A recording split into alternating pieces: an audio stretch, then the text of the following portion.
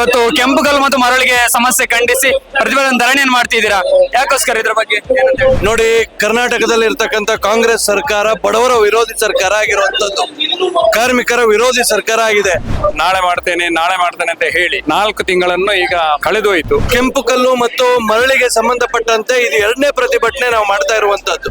ಇದರಲ್ಲಿ ಕೂಡ ನಮ್ಮ ಕಾರ್ಮಿಕರಿಗೆ ನ್ಯಾಯ ಸಿಗದಿದ್ದರೆ ಮುಂದೆ ಕೂಡ ಹೆಚ್ಚಿನ ಒಂದು ಪರಿಣಾಮಕಾರಿಯಾದ ಹೋರಾಟವನ್ನು ಮಾಡಲಿಕ್ಕೆ ನಾವು ಇಚ್ಛೆ ಪಡ್ತಾ ಇದ್ದೇವೆ. ಸರಿ, ಇವತ್ತು ಕೆಂಪುಗಲ್ಲು ಮತ್ತು ಮರಳಿಗೆ ಸಮಸ್ಯೆ ಖಂಡಿಸಿ ಪ್ರತಿಭಟನೆ ಧರಣಿಯನ್ನು ಮಾಡ್ತಿದ್ದೀರಾ, ಯಾಕೋಸ್ಕರ ಇದ್ರ ಬಗ್ಗೆ ಏನಂತ ಹೇಳಿ? ನೋಡಿ, ಕರ್ನಾಟಕದಲ್ಲಿ ಇರ್ತಕ್ಕಂಥ ಕಾಂಗ್ರೆಸ್ ಸರ್ಕಾರ ಬಡವರ ವಿರೋಧಿ ಸರ್ಕಾರ ಆಗಿರುವಂತದ್ದು, ಕಾರ್ಮಿಕರ ವಿರೋಧಿ ಸರ್ಕಾರ ಆಗಿದೆ. ಕೆಂಪು ಕಲ್ಲು ಮತ್ತು ಮರಳಿಗೆ ಸಂಬಂಧಪಟ್ಟಂತೆ ಇದು 2ನೇ ಪ್ರತಿಭಟನೆ ನಾವು ಮಾಡ್ತಾ ಇರುವಂತದ್ದು. 3 ತಿಂಗಳಿಂದ ಈ ಸಮಸ್ಯೆ ಬಗೆಹರಿಸಲಿಲ್ಲ. ಉದ್ದೇಶಪೂರ್ವಕವಾಗಿ ದಕ್ಷಿಣ ಕನ್ನಡ ಜಿಲ್ಲೆಯಲ್ಲಿ ಕೆಂಪು ಕಲ್ಲು ಸಿಗಬಾರದು ಅನ್ನುವಂತ ರೀತಿಯಲ್ಲಿ ಇಲ್ಲಿರ್ತಕ್ಕಂಥ ಮರಳನ್ನು ಸಮರ್ಪಕವಾಗಿ ತೆಗಿಬಾರದು ಅನ್ನುವಂತ ರೀತಿಯಲ್ಲಿ ನೀತಿಗಳನ್ನು ಮಾಡಿ ರಾಜ್ಯ ಸರ್ಕಾರ ಈ ಜಿಲ್ಲೆಯ ಜನತೆಗೆ ಕಿರುಕುಳ ಕೊಡ್ತಾ ಇದೆ. ಮತ್ತೆ ಇದು ಬಗೆಹರಿಸಲಿಕ್ಕೆ ಆಗದೆ ಇರತಕ್ಕಂತ ಸಮಸ್ಯೆ ಏನಲ್ಲ, ಬಗೆಹರಿಸಬಹುದಾಗಿರ್ತಕ್ಕಂಥ ಸಮಸ್ಯೆ.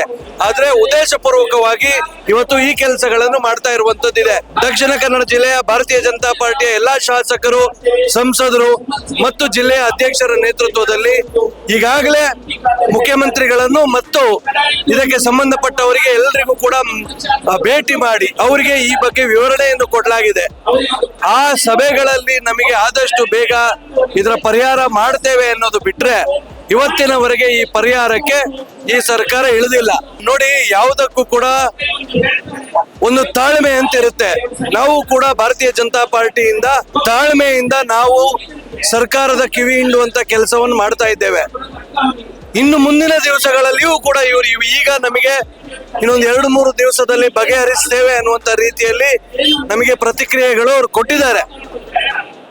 ಇನ್ನು ಮುಂದಿನ 2-3 ದಿವಸಗಳಲ್ಲಿಯೂ ಕೂಡ ಈ ಸಮಸ್ಯೆಯನ್ನು ಇವರು ಬಗೆಹರಿಸದೆ ಹೋದ್ರೆ ನಾವು ಅತ್ಯಂತ ಉಗ್ರವಾಗಿ ಇದನ್ನು ಹೋರಾಟವನ್ನು ಕೈಗೊಳ್ಳುವವರಿದ್ದೇವೆ. ವಿಧಾನಸೌಧಕ್ಕೂ ಮುತ್ತಿಗೆ ಹಾಕುವಂತ ರೀತಿಯಲ್ಲಿ ನಾವು ಆಲೋಚನೆಯನ್ನು ಮಾಡ್ತಾ ಇದ್ದೇವೆ. ಒಟ್ಟಿನಲ್ಲಿ ಯೋಚನೆ ಮಾಡಬೇಕಾಗಿರುವಂತದ್ದು ಏನು ಅಂತ ಹೇಳಿದ್ರೆ, ಇವತ್ತು 16,000 ಕುಟುಂಬಗಳು ಈ ವೃತ್ತಿಗಳಲ್ಲಿ ತೊಡಗಿರ್ತಕ್ಕಂಥವ್ರು ಎಲ್ಲರೂ ಕೂಡ ಬೀದಿಗೆ ಬಿದ್ದಿದ್ದಾರೆ. ಇವತ್ತು ಇಡೀ ಜಿಲ್ಲೆಯಲ್ಲಿ ಇರ್ತಕ್ಕಂಥ ಯಾವುದೇ ತಾಲೂಕಿನಲ್ಲಿ ಕಟ್ಟಡ ಕಾಮಗಾರಿಗಳ ಕೆಲಸ ಆಗ್ತಾ ಇಲ್ಲ. ಕನ್ಸ್ಟ್ರಕ್ಷನ್ ಅನ್ನುವಂಥದ್ದು ಒಂದು ಜಿಲ್ಲೆಯ ಆರ್ಥಿಕತೆಯ ಬೆನ್ನೆಲುಬು. ಇವತ್ತು ಕಾಮಗಾರಿಗಳಾಗದೆ ಕಾಮಗಾರಿಗಳಿಗೆ ಸಂಬಂಧಪಟ್ಟಂತಹ ಕಾರ್ಮಿಕರು ಮಾತ್ರ ಅಲ್ಲ, ಇವತ್ತು ಇಡೀ ಜಿಲ್ಲೆಯ ಆರ್ಥಿಕತೆ ಇವತ್ತು ಸ್ತಬ್ಧಗೊಂಡಿದೆ ಈ ಕಾರಣದಿಂದ.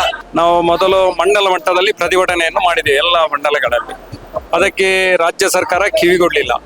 ನಾಳೆ ಮಾಡ್ತೇನೆ ಅಂತ ಹೇಳಿ 4 ತಿಂಗಳನ್ನು ಈಗ ಕಳೆದೋಯ್ತು. ಇನ್ನು ಕೂಡ ಕಾರ್ಮಿಕರಿಗೆ ಕಷ್ಟ ಆಗಿದೆ, ಬದುಕಲು ಕಷ್ಟ ಆಗಿದೆ. ಇವತ್ತು ಪ್ರತಿಭಟನೆಗೆ ಬರಲಿಕ್ಕೆ ಕೆಲವು ಕಾರ್ಮಿಕರ ಹತ್ರ ಬಸ್ಸಿಗೆ ದುಡ್ಡಿಲ್ಲದ ಪರಿಸ್ಥಿತಿ ಆಗಿದೆ. ಅಂತ ಪರಿಸ್ಥಿತಿಯಲ್ಲಿ ಇರುವಾಗ ನಾವು ಇನ್ನೂ ಕೂಡ ಸುಮ್ಮನೆ ಕೂತ್ಕೊಂಡ್ರೆ ನಮ್ಮ ಈ ದಕ್ಷಿಣ ಕನ್ನಡ ಜಿಲ್ಲೆಯ ಬಡ ಕಾರ್ಮಿಕರು, ಮಾಲೀಕರು ಹೇಗಾದರೂ ಜೀವನವನ್ನು ನಡೆಸ್ತಾರೆ. ಆದರೆ ಕಾರ್ಮಿಕರು ದಿನನಿತ್ಯ ದುಡಿದು ತಿನ್ನುವವರು, ಅವರಿಗೆ ಒಂದು ನ್ಯಾಯ ಸಿಗಬೇಕು ಅನ್ನುವ ದೃಷ್ಟಿಯಿಂದ ನಾವೀಗ ದಕ್ಷಿಣ ಕನ್ನಡ ಜಿಲ್ಲೆಯಲ್ಲೇ ಎಲ್ಲ ಕಾರ್ಮಿಕರ ಪರವಾಗಿ ಈ ಒಂದು ಪ್ರತಿಭಟನೆಯನ್ನು ನಾವು ಹಮ್ಮಿಕೊಂಡಿದ್ದೇವೆ. ಈ ರಾಜ್ಯ ಸರ್ಕಾರವು ನಮ್ಮ ದಕ್ಷಿಣ ಕನ್ನಡವನ್ನು ಒಂದು ವ್ಯವಸ್ಥಿತವಾಗಿ ಒಂದು ಜನರ ಮನೋಸ್ಥೈರ್ಯವನ್ನು ಕುಗ್ಗಿಸುವಂತ ಕೆಲಸವನ್ನು ಮಾಡುತ್ತಾ ಇದೆ. ಏನೆಂದ್ರೆ ದಕ್ಷಿಣ ಕನ್ನಡದಲ್ಲಿ ಕಾಂಗ್ರೆಸ್ಗೆ ಯಾವುದೇ ದೊಡ್ಡ ಬೇಸ್ ಇಲ್ಲ. ಮಂಗಳೂರು ವಿಧಾನಸಭಾ ಕ್ಷೇತ್ರ ಬಿಟ್ಟರೆ ಬೇರೆ ಎಲ್ಲಿಯೂ ಕೂಡ ಕಾಂಗ್ರೆಸ್ಗೆ ಎಲ್ಲಿ ಕೂಡ ಬೇಸ್ ಇಲ್ಲ.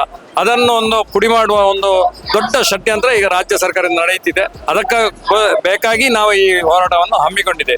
ಈ ರಾಜ್ಯ ಸರ್ಕಾರವು ನಮ್ಮ ದಕ್ಷಿಣ ಕನ್ನಡವನ್ನು ಒಂದು ವ್ಯವಸ್ಥಿತವಾಗಿ ಒಂದು ಜನರ ಮನೋಸ್ಥೈರ್ಯವನ್ನು ಕುಗ್ಗಿಸುವಂತ ಕೆಲಸವನ್ನು ಮಾಡುತ್ತಾ ಇದೆ. ಏನೆಂದ್ರೆ ದಕ್ಷಿಣ ಕನ್ನಡದಲ್ಲಿ ಕಾಂಗ್ರೆಸ್ಗೆ ಯಾವುದೇ ದೊಡ್ಡ ಬೇಸ್ ಇಲ್ಲ. ಮಂಗಳೂರು ವಿಧಾನಸಭಾ ಕ್ಷೇತ್ರ ಬಿಟ್ಟರೆ ಬೇರೆ ಎಲ್ಲಿಯೂ ಕೂಡ ಕಾಂಗ್ರೆಸ್ಗೆ ಎಲ್ಲಿ ಕೂಡ ಬೇಸ್ ಇಲ್ಲ. ಅದನ್ನು ಒಂದು ಪುಡಿ ಮಾಡುವ ಒಂದು ದೊಡ್ಡ ಷಡ್ಯಂತ್ರ ಈಗ ರಾಜ್ಯ ಸರ್ಕಾರದಿಂದ ನಡೆಯುತ್ತಿದೆ. ಅದಕ್ಕೆ ಬೇಕಾಗಿ ನಾವು ಈ ಹೋರಾಟವನ್ನು ಹಮ್ಮಿಕೊಂಡಿದೆ.